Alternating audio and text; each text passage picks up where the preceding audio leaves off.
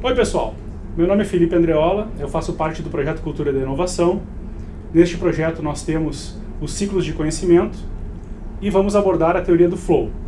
O objetivo de abordar esse assunto é poder contribuir com o nosso trabalho nas atividades diárias, entender alguns princípios que tornam as pessoas mais eficazes, felizes, satisfeitas, motivadas para exercer a sua atividade no dia a dia. Então, para abordar esse assunto, a gente começa com algumas perguntas. Por exemplo, se você já esteve totalmente concentrado em um trabalho, aquela atividade que tu está mergulhada, que tua concentração é muito profunda, quando a gente está completamente focado e entusiasmado com aquilo que nós estamos fazendo, a gente consegue ter uma precisão e com isso a gente tem um resultado muito superior a uma atividade normal que a gente faça de forma rotineira.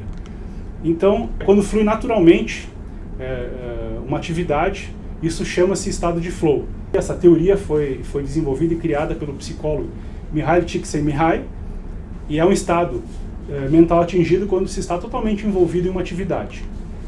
O flow do inglês significa fluxo e é uma condição de foco absoluto que torna qualquer atividade espontânea e produtiva. Muitas pessoas têm isso, fazem isso, mas num dado momento. Por exemplo, um pintor, quando ele está pintando, ele consegue chegar no estado de flow, mas na sua atividade normal, convive com a família, enfim, ele não consegue atingir esse estado. E o grande objetivo aqui é a gente entender como chegar nesse estado de flow de uma forma natural em todos os nossos momentos, não só naquilo que a gente mais gosta de fazer. Para entender também o que é esse estado de flow, dando um exemplo, você fica num estado de êxtase de tal modo que você nem sente que existe mais. O que significa isso? Tu não sente fome, tu não sente necessidade de dormir, tu tá em, vamos dizer assim, estado de transe, tu tá focado naquilo que tu estás fazendo, tá muito satisfeito, tu esquece do tempo. Então isso é o estado de flow que a gente quer abordar aqui.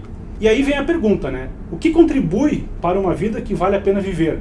Onde é que se encontram essas respostas? Onde é que as pessoas buscam esse tipo de motivação para que tenha uma vida mais feliz, enfim, mais motivada? Então se pergunta muito através da filosofia, é uma das formas de pesquisar isso, e foi a caminhada que o Mihaly Csikszentmihalyi fez para definir. Ele buscou na filosofia algumas explicações, na arte, na religião, e a busca o que é? Onde é que estão as raízes da felicidade? Que é isso que nós estamos tentando explicar aqui através da teoria do flow. Então, onde é que nós encontramos essa resposta?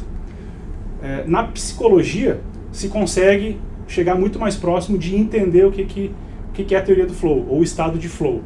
Tem um estudo feito pelo Mihaly Csikszentmihalyi que ele observou o comportamento de uma população de 1956 até 1998 e ele conseguiu observar que a partir de um nível social um pouquinho acima da linha da pobreza, as pessoas encontram facilmente a felicidade.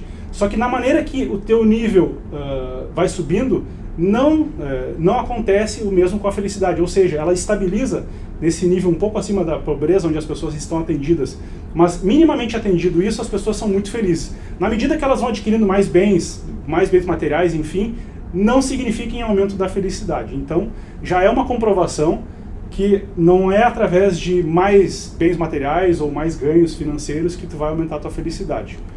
Então, 30% dessas pessoas entrevistadas nos Estados Unidos, entre 56 e 98, dizem que as suas vidas são muito felizes. Este gráfico mostra, então, que a partir de um determinado nível, acima do nível mínimo de pobreza, os aumentos do bem material não parecem afetar quão felizes as pessoas são.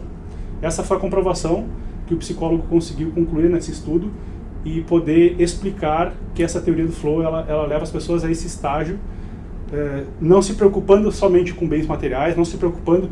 Sim, tem que estar atendido minimamente às suas condições básicas de saúde, de vida, de segurança, mas não significa que maior acúmulo de riqueza vai te trazer mais felicidade. Então, conclui-se o quê? Que a falta de recursos básicos, recursos materiais, contribuem para a infelicidade. Isso é verdade. Mas o aumento dos recursos materiais não aumenta a felicidade. Essa é a conclusão e é um alerta para aqueles que estão buscando sempre através de melhorar a sua condição, por exemplo, financeira, não significa que serão mais felizes.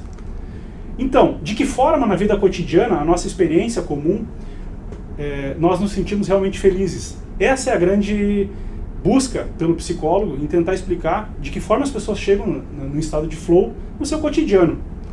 Então, o estado de êxtase ou o estado de flow é onde ele busca explicar. Muitas pessoas conseguem isso, como eu expliquei antes. Por exemplo, ao fazer uma jornada de uma escalada numa montanha, uma atividade desafiadora, ele chega nesse estado de êxtase quando ele atinge o seu sucesso ou chega no seu objetivo. E aí vem, a definição de estado de êxtase significa o quê?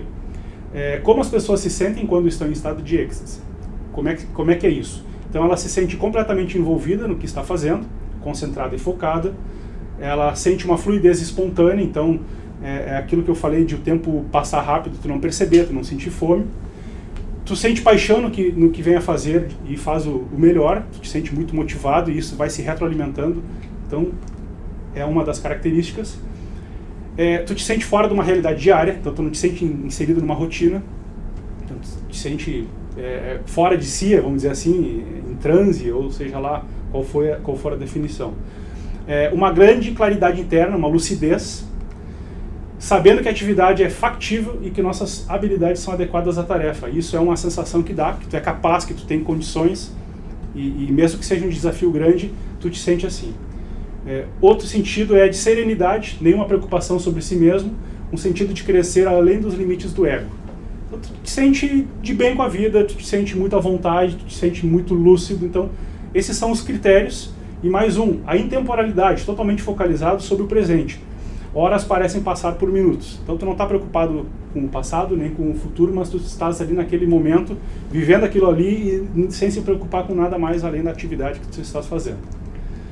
A motivação é intrínseca, então o que produz o fluxo se torna a sua própria recompensa. Como eu falei, isso vai retroalimentando e tu te sente muito bem. Claro, até um determinado momento que aí vai passar a ter uma necessidade de fome, de sono, enfim, mas tu ganha um desempenho muito grande quando tu estás em estado de flow, porque tu vai fazer essa atividade muito motivado.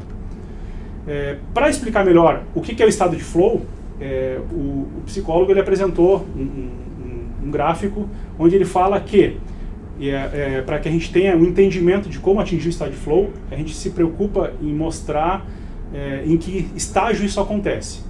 Então, pode ter uma interpretação equivocada achando assim que quando a pessoa não está passando por um desafio ou que ela não está sendo desafiada por alguma habilidade que ela não tenha, tu pode chegar mais fácil no estado de flow. É exatamente ao contrário. Ou seja, tu tem que ter um desafio alto e uma habilidade alta para vencer, para chegar nesse estágio de flow ou de estado de êxtase. E é exatamente assim. Então, alguns critérios que a gente fala é que você sabe exatamente o que fazer a cada momento para obter o feedback imediato. Então, isso é o estado de flow. E para entender melhor, o ponto de partida, partindo de um ponto central, que circula a excitação, o controle, o relaxamento, o tédio, a apatia, a preocupação e a ansiedade, no ponto central disso, cada um de nós tem uma variação, mas do nosso ponto central, nós não estamos em estado de flow. Você vai encontrar fluidez quando seus desafios e habilidades estiverem acima da média, ou seja, quando se deslocar por um estado de excitação e controle, onde tu vai ter uma alta habilidade e um desafio alto, isso é estar em estado de flow. Então, do contrário, vamos pensar o seguinte, nós estarmos na nossa casa vendo um filme, um programa de televisão super relaxado, acomodado, só recebendo isso, tu pode até estar, de certa forma, se sentindo muito bem, mas isso não é estado de flow. Isso logo vai te passar por uma sensação enfim, de apatia, de tédio, e isso não é o estado de flow, então é exatamente o inverso. Indo adiante aqui, então, como atingir esse estado de êxtase. Muitas pessoas buscam através de circos, arenas, teatros, algo para que as pessoas se coloquem nesse estado de flow, futebol, ir a estádios, enfim. Isso é uma das formas de se atingir o estado de flow naturalmente. Mas o que nós estamos querendo mostrar aqui é como atingir o estado de flow, ou estado de êxtase, no nosso cotidiano. Essa é a grande pergunta que nós fizemos. Depois de entendido, então, que o estado de flow é este estado que vai nos promover uma concentração maior, uma possibilidade de vencer desafios, enfim, um desempenho muito superior ao nosso cotidiano, nós temos que exercitar e achar maneiras que poucas pessoas conseguem de chegar nesse estado de flow no nosso cotidiano. Então, mergulho numa realidade alternativa, algumas pessoas, como eu falei, conseguem colocar esse canal de fluidez naturalmente em seu cotidiano sem nenhum conselho. Mas, infelizmente, que é o caso da maioria das pessoas, muitos ainda não sabem como chegar lá. Então, como isso é possível? É o que nós vamos tentar explicar daqui para frente. Quais são os exercícios que nós temos que fazer para buscar o estado de flow e com isso ter um desempenho até maior e se sentir muito à vontade com isso. Existe um manual de classificação que o ser humano tem de melhor, suas forças e suas virtudes. Este manual foi proposto pensando na psicologia positiva. O ponto central das forças e virtudes propostas por Peterson e Seligman é uma vida com prazer, engajamento e propósito. Significa servir a uma causa que é maior que nós mesmos. Então, o que nós temos que ter de desafio não é exatamente nós nos vencermos, nós atingirmos o nosso propósito, e sim um propósito maior, que nós temos que ter isso em mente, que é o ponto de partida. As virtudes para que tenhamos uma vida de engajamento e propósito partem de uma coragem, humanidade, transcendência, temperança, justiça, sabedoria e conhecimento. Então essas são as virtudes para que a gente tenha uma vida com prazer, engajamento e propósito. A partir disso nós precisamos de algumas forças para cada uma delas, para que a gente exercite isso e desenvolva. Então os psicólogos propõem da seguinte forma: na coragem nós precisamos ter persistência, integridade, vitalidade e bravura. Na humanidade, o amor, a gentileza, a inteligência social. Na transcendência nós temos que ter a valorização da beleza, a gratidão, a esperança, o humor e a espiritualidade. Na temperança nós temos que ter autocontrole, prudência, humildade e modéstia e o perdão. Na justiça, a cidadania, a imparcialidade e a liderança. E por fim, na sabedoria e conhecimento, a criatividade, a curiosidade, a mente aberta, o amor pelo aprendizado e a perspectiva.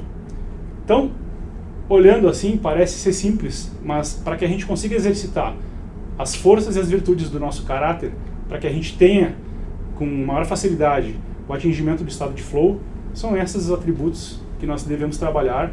E claro que cada um de nós tem que fazer agora uma reflexão e entender onde que nós podemos nos desenvolver melhor. E exercitando tudo isso, com certeza no nosso cotidiano a gente consegue com mais facilidade atingir o nosso estado de flow. Este é o que nós trazemos, estas são as questões que nós trazemos para a teoria do flow. E com certeza o assunto não se esgota aqui, e a partir disso a gente pode fazer muitas reflexões. Obrigado pela atenção. Até a próxima.